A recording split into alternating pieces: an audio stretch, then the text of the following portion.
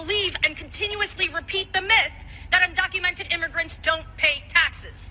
Well, undocumented immigrants pay much more in taxes than the oligarchy that surrounds the occupant of the White House. And we are here today to highlight the fact that we don't roll over like Eric Adams did. We understand the weight of the U.S. Constitution that plainly says that we have the right to privacy, that we are to be allowed to live without the fear of reprisal from any authority in this country. There is no asterisk that says whether it's you're a natural-born citizen, a naturalized citizen, or an undocumented person. If you make a home in New York State, you're a New Yorker, as far as any of us are concerned. And none of us will kowtow or cower to any demands from Tom Homan or anyone else who that orange man sends our way, because we will deport them from Albany just like we did Andrew Cuomo. That's what we're going to do. From now on, Tom Homan should shake in his boots every time he thinks about stepping foot in New York, because we will continue to educate our neighbors about their rights, and we will make sure that they are protected and that family separation does not take. If you are a gringo, listen up. Our Latinas and our Mexicanos need support more than ever. They don't feel safe right now in this country. So if you know a Latina or a Mexicana, let them know that you support them 1,000%. We got your back. ¿Cuál es tu problema con los inmigrantes supuestamente ilegales? ¿Cómo están tan diferentes de tus antepasados que inmigraron aquí a Europa? Pues tus ancestros, tus antepasados que inmigraron aquí a Europa no hablaron nada de inglés. Ellos no tenían ni un permiso, ni un papel, ni una visa, ni un green card para venir aquí. Ellos solamente subieron barcos y cayeron en la bahía de Nueva York, porque en ese tiempo estaban dejando entrar cualquiera. Pero sí hay una diferencia. Sus ancestros que llegaron en principio, llegaron aquí y robaron todas las tierras, masacraron todos los habitantes originales y dijeron que ellos descubrieron esa tierra. ¿Cómo vas a descubrir un lugar que ya tiene gente viviendo? Vamos a hablar de los inmigrantes hispanos, los nuestros vecinos del sur, en particular México. Gran parte de Estados Unidos. To another old guy. Stop this nonsense.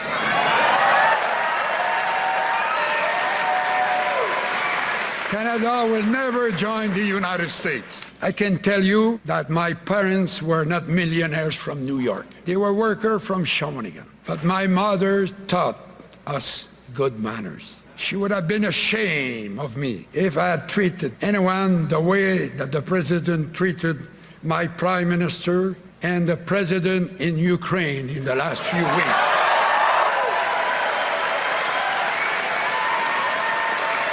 The reason we don't want to become American is because our values as Canadians. We are proud Canadians, and yes, in fact, we owe a debt of recognition to Mr. Trump. He has united us as never before.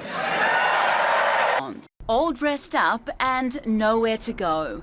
2,000 Teslas arrive here at Port Melbourne every month, but no buyers to take them home. All of a sudden, we've got a huge backlog of Teslas that aren't moving. Tesla sales slumped 44% in April, despite multiple and significant price cuts to its fleet, in a bid to compete with the growing Chinese EV market. Tesla isn't the only company suffering. Electric vehicle sales in Australia dipped 5% in April, after more than 3 years of double and triple-digit growth. People are starting to tighten their purse strings.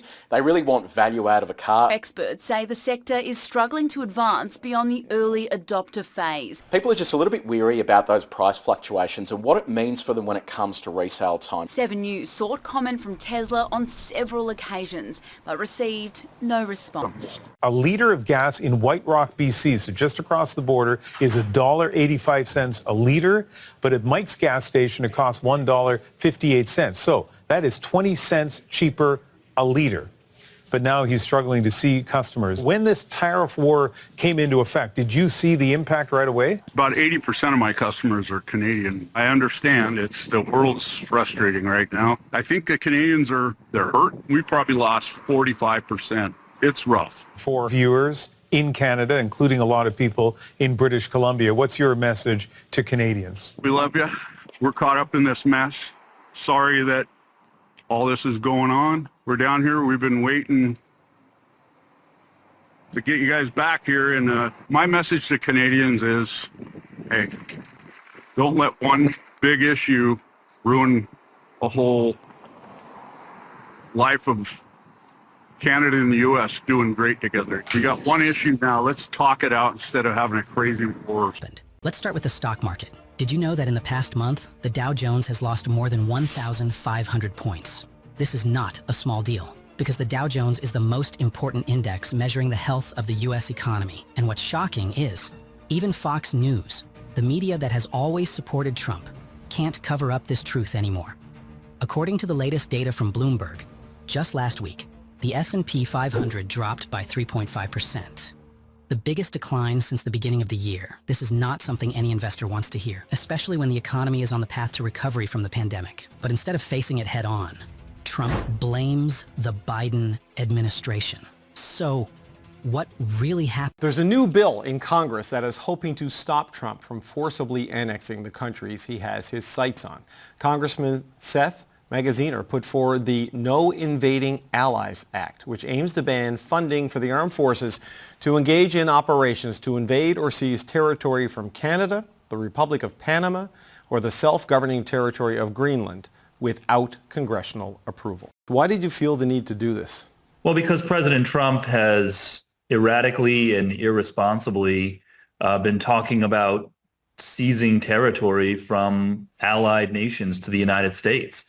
Even in his inaugural speech, he said that the United States would expand our territory. That has not been the goal of a United States president in over a century, and it was shocking to hear. So listen, do I think that Donald Trump intends to invade Canada by force? I think probably not, but we can't take anything for granted. It's insane that we even have to have this conversation, but I introduced the bill just to send the message that the American people don't want this. The polling has shown that it is tremendously unpopular for the president to be talking about invading or seizing territory from Canada, Greenland, or Panama. Under the United States Constitution, actually Article 1 of our Constitution, it is Congress and not the president who has the authority to declare war. And through the years, Congress has given presidents a lot of leeway to engage in hostilities for a temporary period of time without specific authorization from Congress. So my bill basically says that Congress needs to reclaim its constitutional authority. We cannot trust Donald Trump with so long a leash. You know, it's not likely to be a war, a hot war, but the president has spoken quite openly about his desire to use economic coercion, essentially for the annexation of Canada, to absorb our resources, to absorb our land, to absorb our economy. I mean, what goes through your mind when you hear the President of the United States talking about that? Yeah, it's tremendously destructive and foolish. You know, as far as this trade war goes, ultimately it's consumers who are paying for it. It's consumers in the United States and in Canada who are paying higher prices, who are being squeezed because of Donald Trump's recklessness, and it's not good for the average working person on either side of the border. March 2025, Donald Trump declares economic war. 25% tariffs on all Mexican imports. A $506 billion time bomb. 1.4 million Mexican jobs at risk. 6 days to detonation. But Mexico's new president, Claudia Sheinbaum, scientist-turned-strategist, strikes back, not with threats, with math. Her weapon? Target Trump's political weak points. Iowa corn farmers, 1.8 billion. Hit Texas beef ranchers, 1.4 billion pain. Swing state prices, plus 8% on groceries within 72 hours. 150 U.S. CEOs revolt. Republican senators panic. Markets nosedive. Result? Trump retreats. Tariffs postponed. Mexican peso soars. Sheinbaum's secret? She knew modern trade wars aren't fought with tariffs. They're won by breaking the other side's political will. This is how you beat a bully without throwing a punch.